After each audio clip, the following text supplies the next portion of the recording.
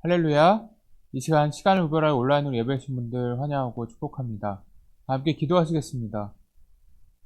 사랑과 은혜가 풍성하신 하나님 아버지 감사합니다. 오늘도 귀한 생명 허락하여 주셔서 주님 앞에 예배를 드리게 하심을 감사드립니다.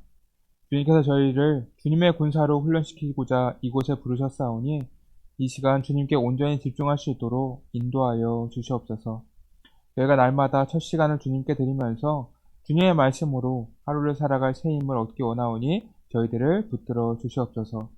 이 시간 말씀을 듣습니다. 성령님께서 오늘 말씀 가운데 깊이 간섭하여 주셔서 말씀을 전하는 자와 말씀을 듣는 모든 성도님들이 함께 은혜 받고 변화되는 귀한 시간이 될 수 있도록 인도하여 주시옵소서. 이 모든 말씀 살아계신 예수님의 이름으로 기도드립니다. 아멘. 오늘 우리에게 주신 하나님의 말씀은 사무엘하 16장 1절에서 14절까지의 말씀입니다. 다윗이 마루턱을 조금 지나니 무이보셋의 종 시바가 안장 지은 두 나귀에 떡 200개와 건포도 100송이와 여름과일 100개와 포도주 한 가죽 부대를 신고 다윗을 맞는지라. 왕이 시바에게 이르되 내가 무슨 뜻으로 이것을 가져왔느냐 하니 시바가 이르되 나귀는 왕의 가족들이 타게 하고 떡과 과일은 청년들이 먹게 하고 포도주는 들에서 피곤한 자들에게 마시게 하려 함이니이다. 왕이 이르되 내 주인의 아들이 어디 있느냐 하니 시바가 왕께 아뢰되 예루살렘에 있는데 그가 말하기를 이스라엘 족속이 오늘 내 아버지의 나라를 내게 돌리리라 하나이다 하는지라. 왕이 시바에게 이르되 무이보셋에게 있는 것이 다 내 것이니라 하니라.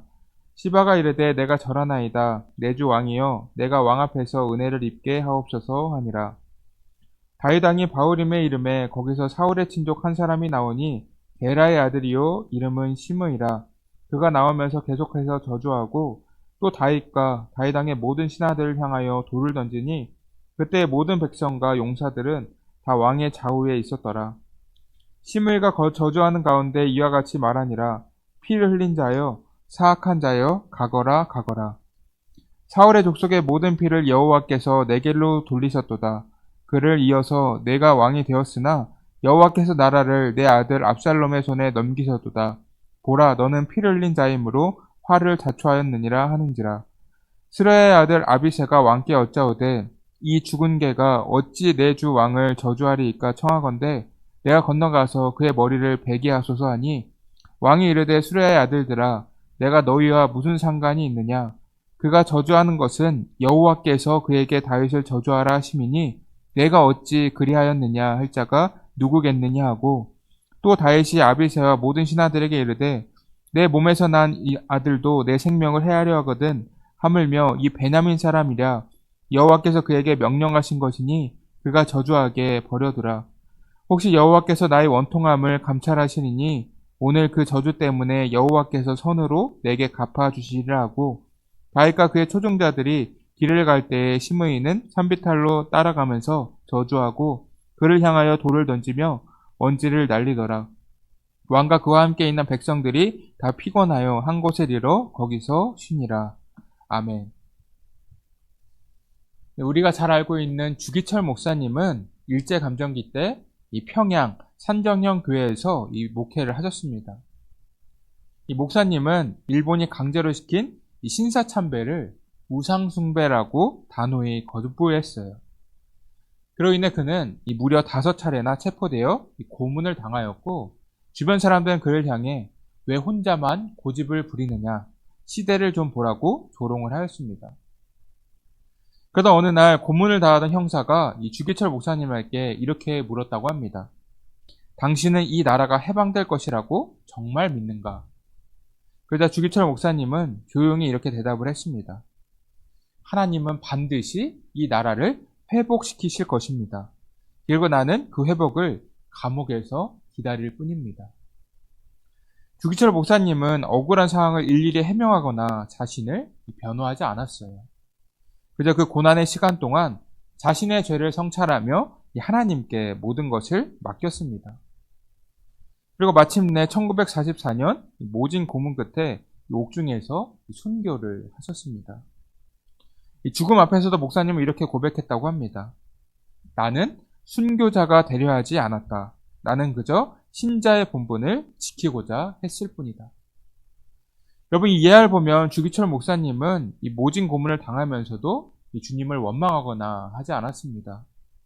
오히려 그 상황을 받아들이고 주님께 모든 것을 맡기는 것을 선택을 하였어요. 여러분, 우리도 억울한 일을 당하고 이 고난을 당하면 하나님을 원망하면서 시험에 드는 경우가 있을 것입니다. 그런데 그 상황을 통하여서 우리는 우리 자신을 돌아보아야 합니다. 우리 자신이 하나님 앞에서 자신을 돌아보면서 주님께 모든 것을 맡기는 믿음이 주님께서 원하시는 성숙한 믿음이기 때문인 것입니다. 오늘 본문의 말씀을 보시게 되면 지금 현재 다윗은 압살롬의 반역으로 인해서 예루살렘을 떠나 도망을 치고 있습니다. 15장을 보시면 압살롬은 이 거짓된 말로 이 백성들을 현혹시키고 속였어요. 그렇게 그는 민심을 얻는 데 성공을 하였고 그로 인해 반역이 일어나면서 이 다윗이 피난을 가게 되었다는 것입니다. 그런데 여기서 이상한 점을 하나 발견할 수가 있습니다. 이 다윗이 싸우지도 않고 도망을 갔다는 점이에요. 여러분, 이 다윗은 그 시대에서 이방 나라를 평정한 용사이자 왕 아닙니까? 그는 싸울 때마다 승리를 거두는 사람이었어요.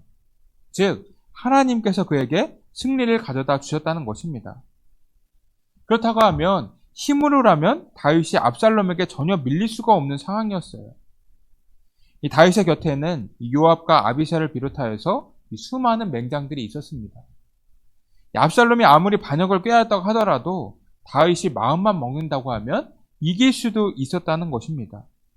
그런데 다윗은 도망가는 것을 선택을 합니다.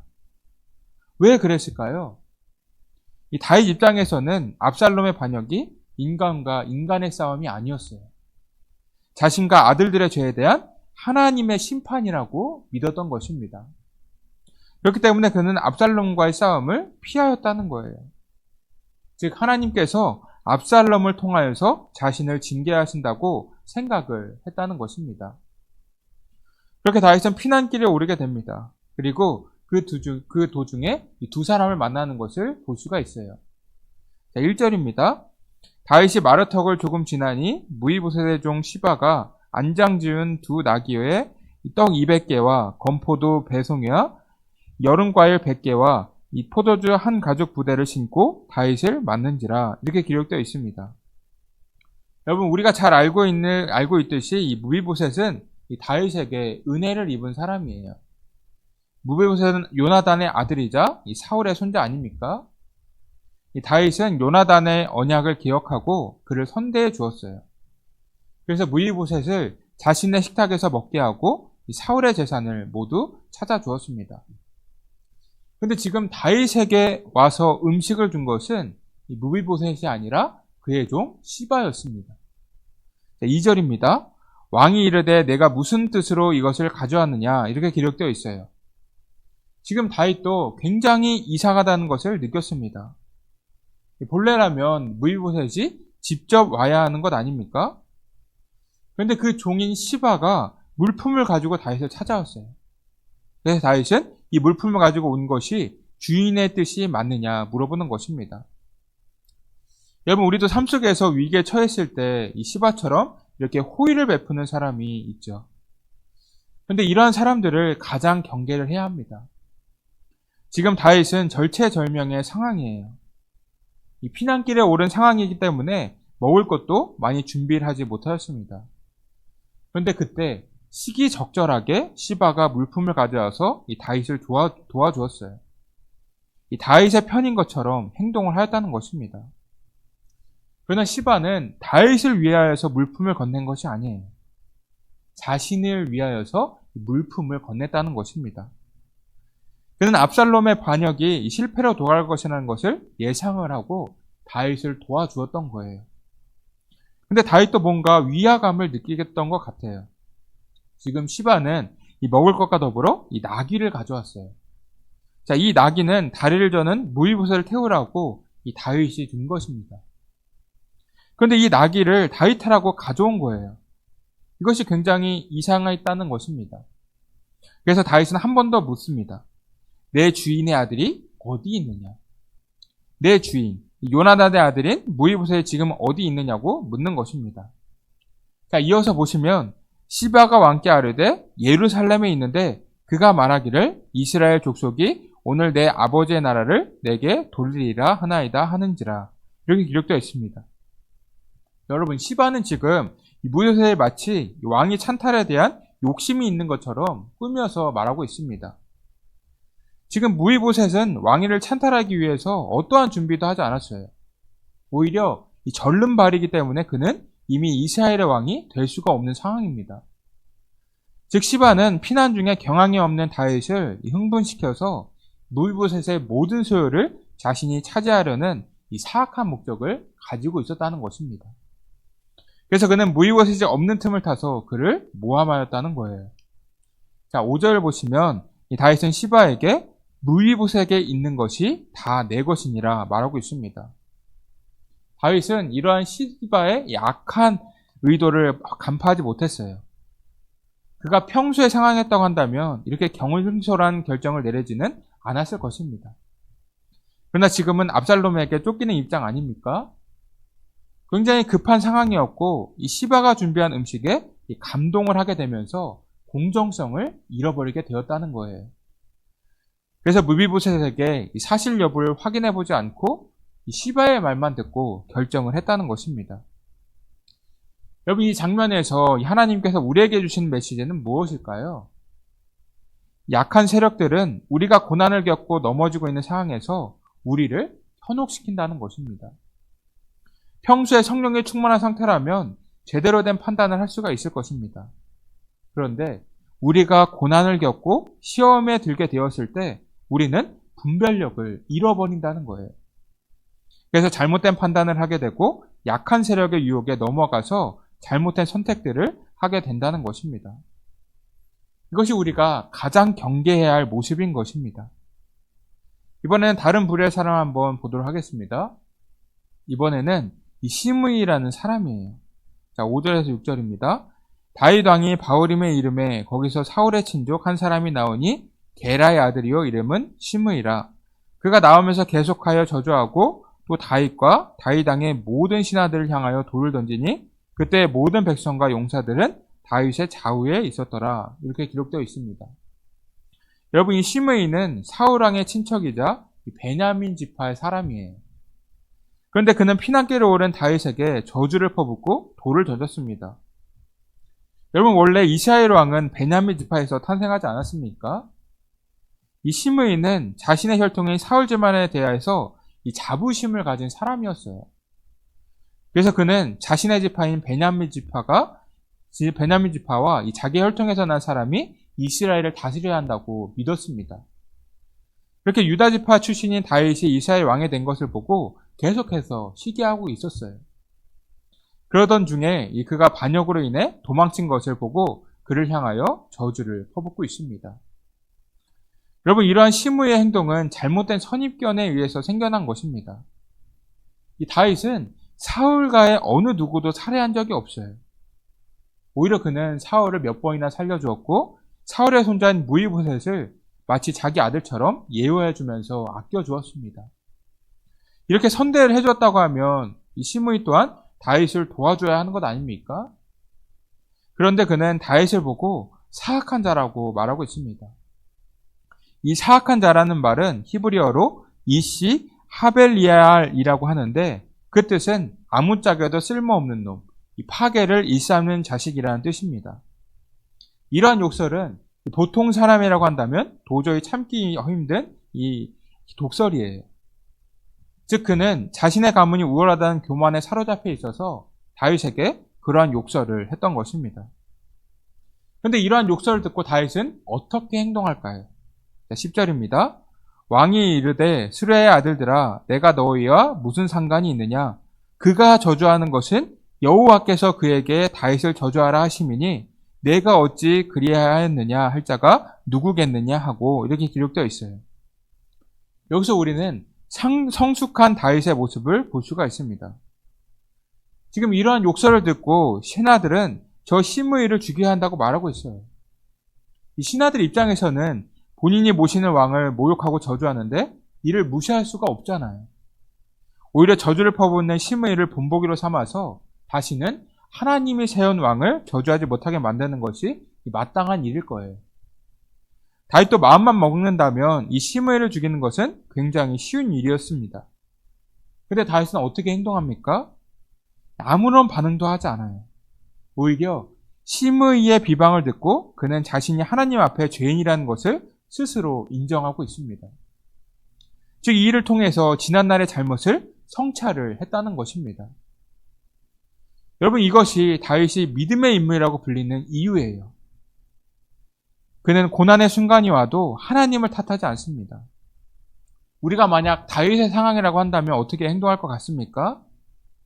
하나님께 기도를 할 때 주님, 왜 나에게 이러한 고통과 시련을 주시는 것입니까? 이렇게 하나님께 따지지 않겠습니까? 이 대부분의 사람들이 고난을 겪으면 주님을 원망하는 기도를 하거나 빨리 이 문제를 해결해 달라고 기도를 할 거예요. 그러나 다윗은 이러한 상황을 모두 자신의 죄 때문에 생긴 일이라고 생각을 했습니다.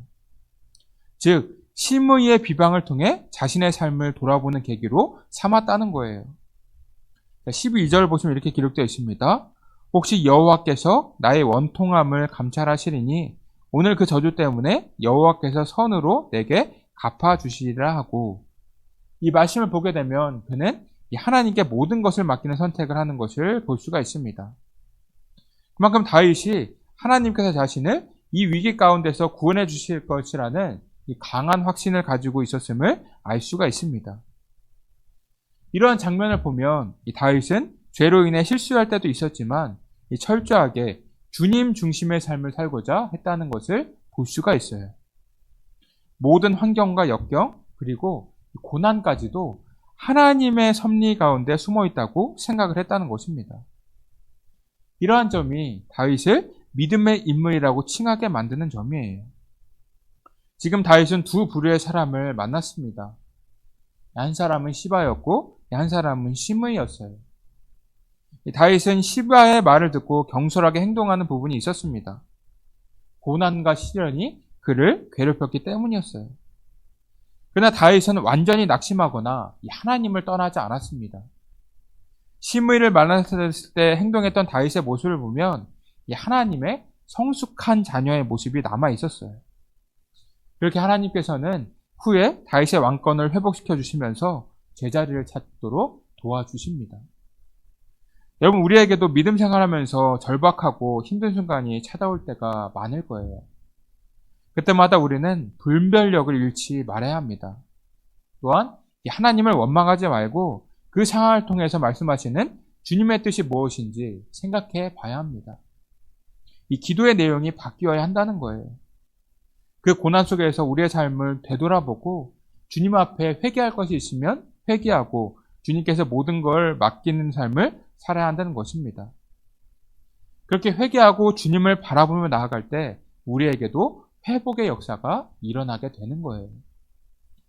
여러분이 모두 이 고난의 순간에도 분별력을 잃지 마시기를 바랍니다.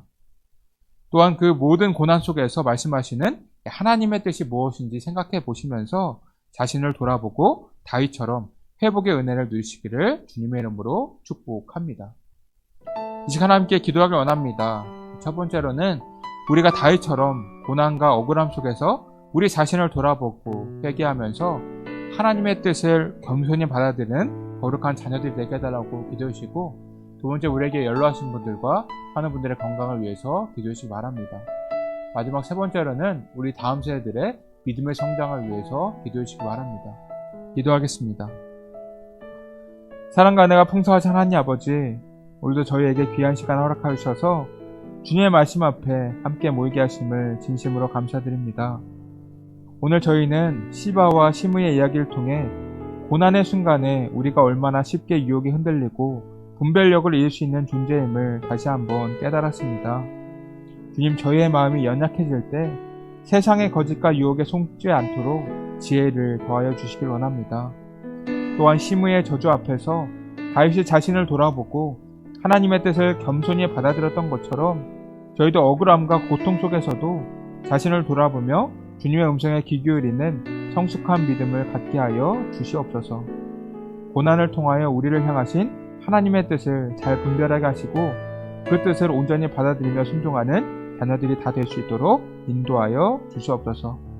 오늘 하루도 주님의 은혜 가운데 기쁨과 평안이 넘치는 하루가 될 수 있도록 주님께서 함께하여 주시옵소서. 이 모든 말씀 살아계신 예수님의 이름으로 기도드립니다. 아멘.